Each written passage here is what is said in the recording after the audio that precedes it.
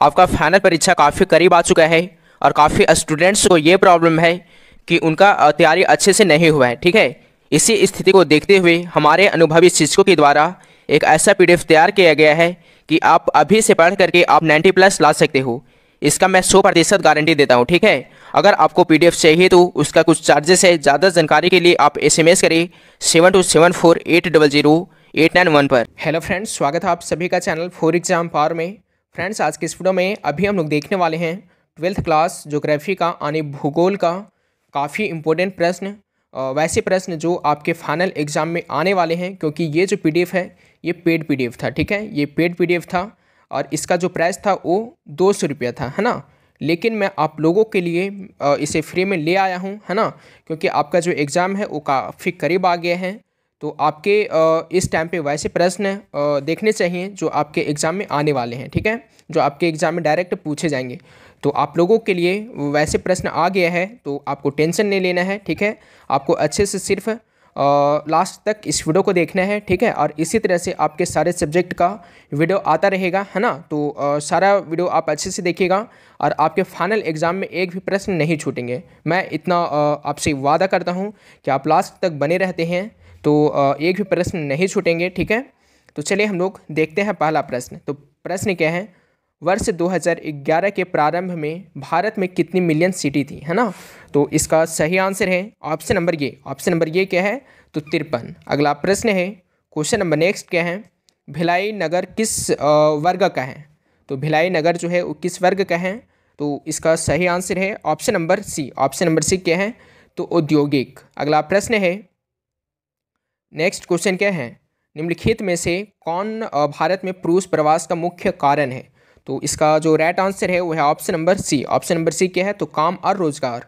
अगला प्रश्न है, क्वेश्चन नंबर अगला क्या है, निम्नलिखित राज्यों में से किस एक में जनसंख्या का घनत्व सर्वाधिक है ना। तो किस राज्य में है जनसंख्या का घनत्व सर्वाधिक। तो 38 का जो राइट आंसर है यानी नेक्स्ट क्वेश्चन का जो सही आंसर है वो है ऑप्शन नंबर ये। ऑप्शन नंबर ये क्या है, तो पश्चिम बंगाल का। ओके, अगला प्रश्न है, क्वेश्चन नंबर अगला क्या है, देखिएगा, है ना।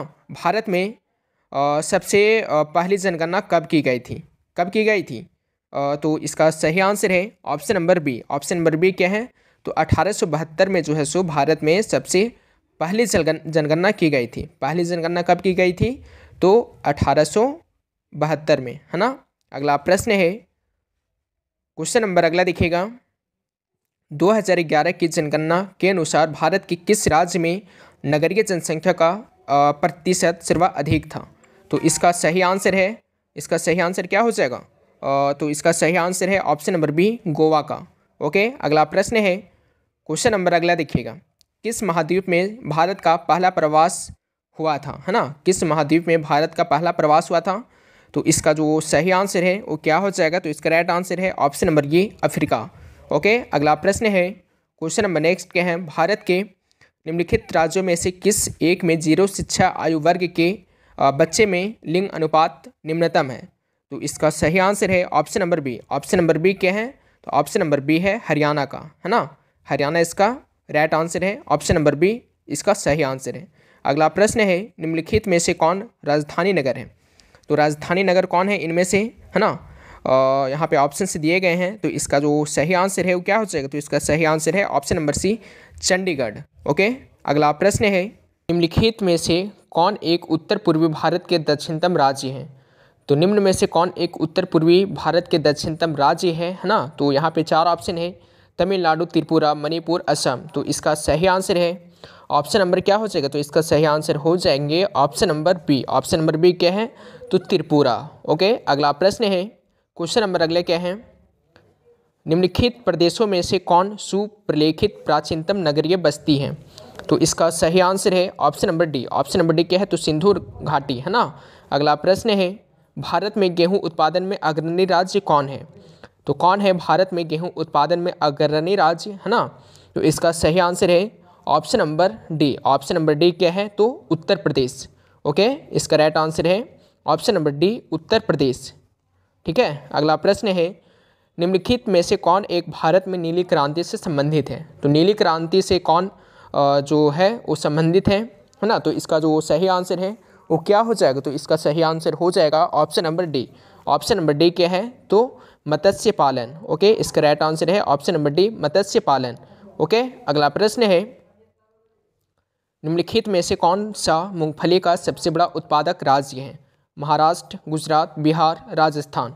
तो क्या हो जाएगा इसका सही आंसर, तो 48 का जो राइट आंसर है वो है ऑप्शन नंबर बी इसका सही आंसर हो जाएंगे गुजरात। ओके, अगला प्रश्न है, क्वेश्चन नंबर नेक्स्ट क्या है, निम्नलिखित में से कौन सा क्षेत्र धान का कटोरा कहलाता है ना? तो कौन सा कहलाता है धान का कटोरा? तो यहाँ पे 4 ऑप्शन है, तो इसका जो सही आंसर है वो है ऑप्शन नंबर ये क्या है, तो कृष्णा गोदावरी डेल्टा क्षेत्र। ठीक है, कृष्णा गोदावरी डेल्टा क्षेत्र क्या कहलाता है, तो धान का कटोरा कहलाता है ना? इसका सही आंसर है ऑप्शन नंबर ये। अगला प्रश्न है, क्वेश्चन नंबर अगला क्या है, देखिएगा, निम्नलिखित में से कौन पश्चिमी भारत की नदी बेसिन है ना? पश्चिमी भारत की नदी बेसिन है, तो कौन हो जाएगा, तो इसका सही आंसर हो जाएगा ऑप्शन नंबर ये इसका राइट आंसर है माही बेसिन। ठीक है, अगला प्रश्न है, निम्नलिखित में से जल किस प्रकार का संसाधन है? जल जो है वो किस प्रकार का संसाधन है? अजैव संसाधन है, अनवीकरणीय संसाधन है, जैव संसाधन है, चक्रीय संसाधन है। तो इसका सही आंसर क्या हो जाएगा, तो इसका सही आंसर है ऑप्शन नंबर डी, चक्रीय संसाधन है। ठीक है, चक्रीय संसाधन मीन्स जो है सो किस प्रकार हुआ आपका जो है सो सबसे पहले मैं आपको बता दूं, जो बादल बनते हैं वो किस प्रकार से बनते हैं। पहला तो जैसे मान लीजिए अगर हमारे तालाब हैं है ना, तो तालाब में जो है सो पानी होते हैं, तो वो वाष्प बन के ऊपर जाते हैं। ठीक है, और ऊपर में बादल बनते हैं और फिर पानी गिरते हैं। ओके, पानी गिरा, फिर वैसे स्थिति हुए जैसे कि फिर वाष्प बने और फिर गए ऊपर और फिर से पानी गिरे, है ना? तो ये क्या हो गए, चक्रीय संसाधन। ठीक है, तो इसी को बोला जाता है चक्रीय संसाधन। ओके, अगला प्रश्न है, क्वेश्चन नंबर अगला क्या है, इंदिरा गांधी नहर क्षेत्र है। तो इंदिरा गांधी नहर क्षेत्र है कहाँ? उत्तर प्रदेश में, महाराष्ट्र में, तमिलनाडु में, राजस्थान में। तो इसका जो सही आंसर है वो क्या हो जाएगा, तो 52 का जो राइट आंसर है वह है option number D. Option number D क्या है, तो राजस्थान। ओके, अगला प्रश्न है, निम्नलिखित नदियों में कौन पूर्व की ओर प्रवाहित नहीं होती है ना?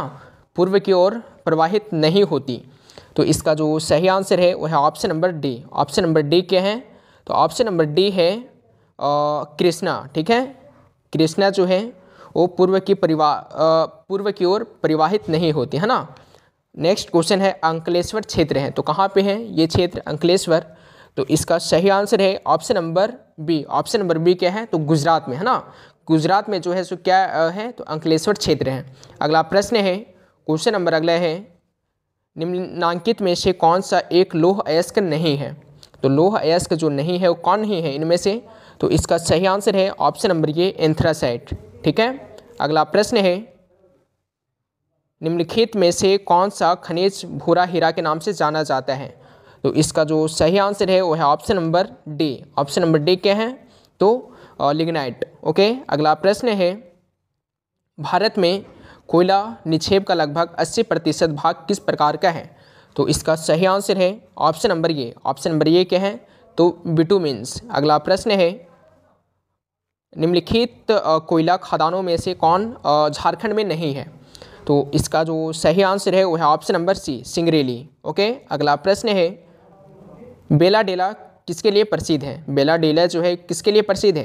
तो इसका सही आंसर है कौन सा? तो इसका सही आंसर है option number C. Option number C क्या है, तो लौह अयस्क के लिए, है ना?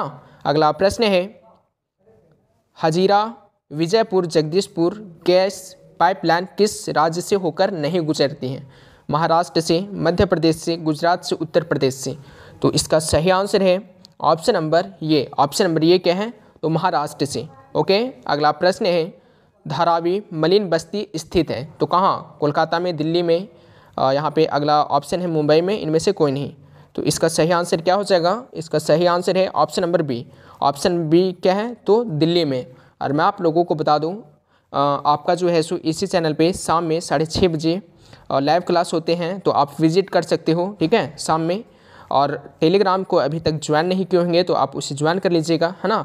वहाँ पे आपको PDF एंड जो रूटीन है क्लास का वो आपको मिल जाता है टेलीग्राम पे, तो उसका जो लिंक है वो आपको इस वीडियो के डिस्क्रिप्शन बॉक्स में मिल जाएगा, है ना। तो चलिए अब देखते हैं नेक्स्ट क्वेश्चन।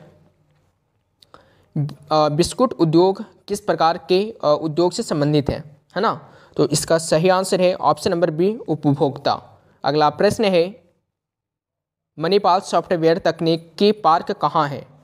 तो इसका सही आंसर है ऑप्शन नंबर बी, कर्नाटक में। ठीक है, मणिपाल सॉफ्टवेयर तकनीकी पार्क कहाँ है, तो कर्नाटक में।